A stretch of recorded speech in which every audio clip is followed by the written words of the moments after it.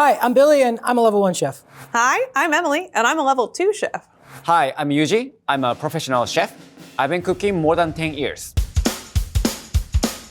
What do I love about teriyaki? It's ubiquitous, a little bit of sweetness, but that umami underpinning that kind of makes your mouth water. Sake, soy sauce, mirin, and sugar. To me, that's like a classic teriyaki. Teriyaki is just a way of cooking. Teri means glazed, and then yaki means cooking. So it is a way to cook any protein with a really nice glaze on top.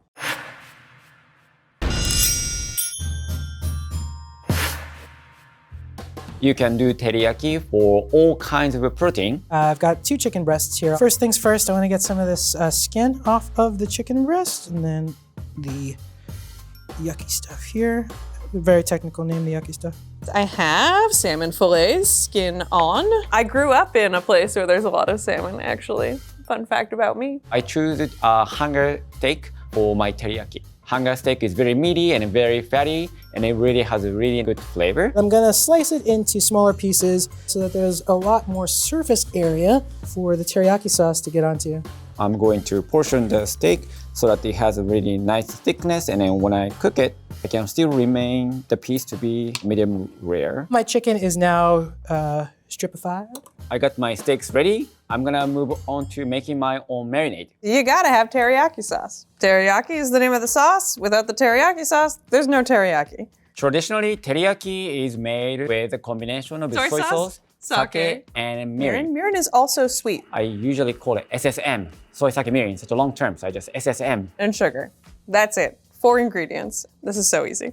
The idea of making my own teriyaki sauce seemed a little daunting, so I am blessed with plenty of different store-bought options to work with, and I think this is probably the best one I've come across. You can buy like pre-made teriyaki mixes. Some of them have other stuff in them. I'm adding kombu. Kombu is a type of seaweed, also known as kelp. It has a really nice umami acid, which is known as glutamic acid. I'm adding bonito flake. This has a really special umami acid known as inosinic acid. I like to have some bay leaf, clove, and then a cinnamon stick. Then I like to have a little bit of citrusy flavor.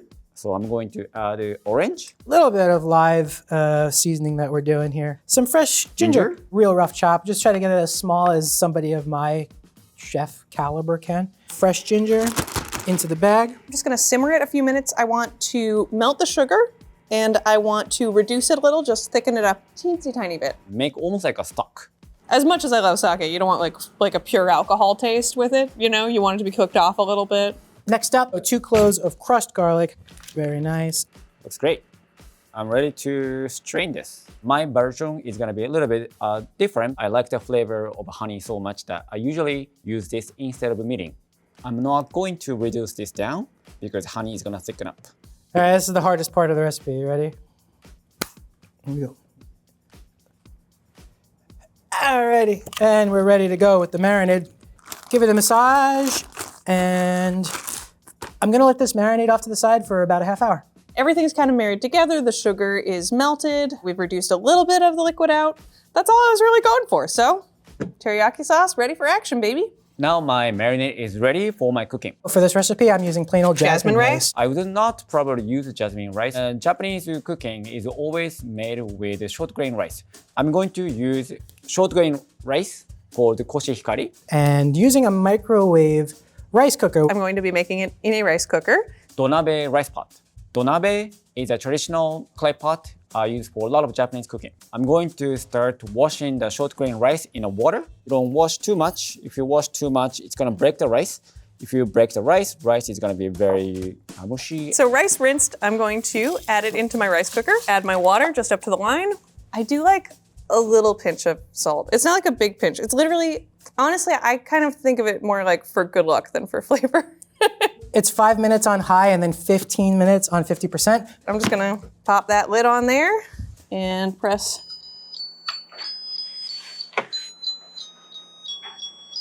Cook it at a really high temperature. As soon as I see the steam, I'm gonna turn it down to low heat and I'm gonna wait for another 15 minutes.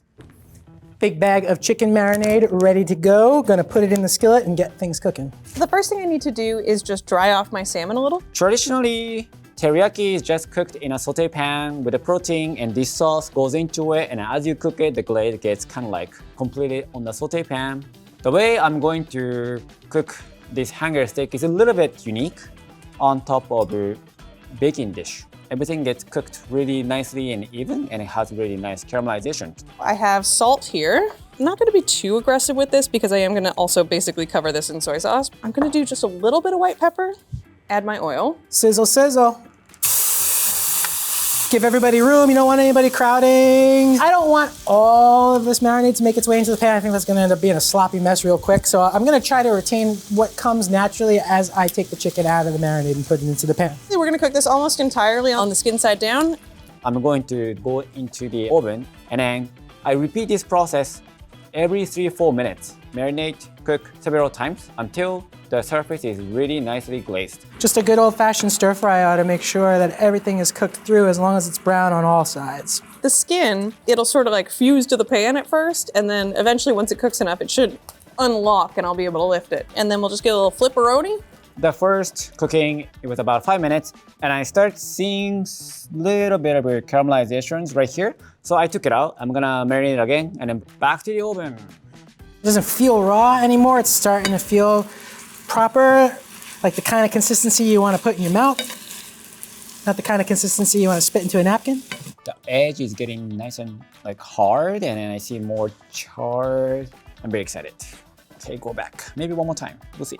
I think this chicken's done. Cutting the heat.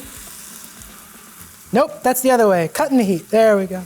My salmon is looking perfect, beautiful, delicious. I'm just gonna add my sauce to the bottom of the pan because the top is nice and beautiful and crispy right now. And I really want to kind of preserve that as best I can. The chicken's got to rest for a little bit, but you don't want all the moisture to just escape into the room, right? So, boom, we tent the chicken. We take the chicken camping, put it in the tent. But hold on to this pan because we're going to use it for the broccoli. I think that this is perfect. The fish looks great. It's well cooked. And I'm going to hold on to this sauce and use it for plating. Meat is looking perfect. Exactly the texture and the flavor, aroma that I was looking for. What I have to do right now is to wait and rest, and then after that, I'm gonna serve this. For my side, the aforementioned broccoli. I have a pot of boiling water, and here is a bowl of ice water. So when this is boiled for a couple of minutes, I'm gonna take it out and shock it in the ice water, which should keep things nice and toothy and snappy and good. I'm gonna be making some oyster mushrooms. One of the things I like about oyster mushrooms is that you can really kind of crisp them up in a pan like this. They've got a lot of surface area. I'm going to use uni. Half is gonna be served fresh on top of your sliced hanger steak. And then the other half is gonna be dehydrated. Got this pan with all the delicious stuff stuck on the bottom, ready to get heated back up. They're already starting to stick to the pan a little, and we want that. We want them to kind of get a little crispy, a little brown. Minced garlic. A little bit of cooking on the garlic before I put the soy sauce in, because I don't want to poach it. This chicken is pretty much most of the way all the way cooked, so we want to introduce this at the last possible moment so that we're not overcooking the chicken. Don't want it undercooked, but you don't want it overcooked either. Sploosh, technical term of soy sauce. And because we are making a teriyaki dinner, sploosh of teriyaki sauce. I wanted to have something very refreshing. Watermelon radish is really pretty. The color is really nice inside. Sprinkle of sugar, sprinkle of salt, and you just toss it. This type of pickle is called asazuke. Asazuke means quick pickle. And I'm gonna let this sit for about 10-15 minutes until the water comes out. Do we need any more teriyaki sauce? Where would I get more teriyaki sauce if I needed more teriyaki sauce? If you're smart like me, you didn't throw out that big old bag of marinade that you were using earlier. I'm just gonna throw a little bit in. We're gonna let this cook, baby, cook. Pick up all the delicious stuff that got loosened from the bottom. And folks, we're ready to put this onto some rice. Now I tilt these into here. And that's what I call a friggin' mushroom. I can tell this radish is ready. I don't see any more salt and sugar on top of the radish. And I will also see water coming out. I can add vinegar and then lime and then the shiso. This is my watermelon asazuke pickle. Everything's done, now it's time to plate and serve. We're gonna put down a bed of white jasmine rice. I want lots of rice on here because it has to soak up all of those delicious teriyaki flavors. Broccoli here, delish. Now, chicken. Then I'm gonna take my salmon, crispy skin up. Oh, I want him shown off. I'm going to slice hanger steak teriyaki. Kind of like almost like a sashimi. My serving plate is going to be actually this donabe. I'm gonna put the steak over the donabe rice. Mushrooms. Who's the prettiest mushroom? Watermelon radish is gonna add a really nice color, texture, and flavor. Scallions for a little color, a little bit of onion flavor. And then it's gonna have a really nice yellow color from sea urchin. So I'm just gonna grab a little pickled ginger. We don't need a lot of this. It's like pretty salty and it packs a pretty big punch. I took the extra teriyaki marinade and then reduced it so that I could actually use it as a finishing. Very last step, I'm going to give this a subtle dust with some sesame seeds. A little what? A little sprinkle? Sprinkle, sprinkle. A little bit of flavor, but mostly aesthetics. This is shichimi togarashi, which is like a 7 flavor red pepper flake mix. I love this because it brings a lot of different flavors and it adds a little bit of heat. And finally, I'm gonna have this dehydrated uni shave all over. Ladies and gentlemen, this is my chicken teriyaki with broccoli. And this is my salmon teriyaki dinner with mushrooms and rice. This is my beef teriyaki with uni.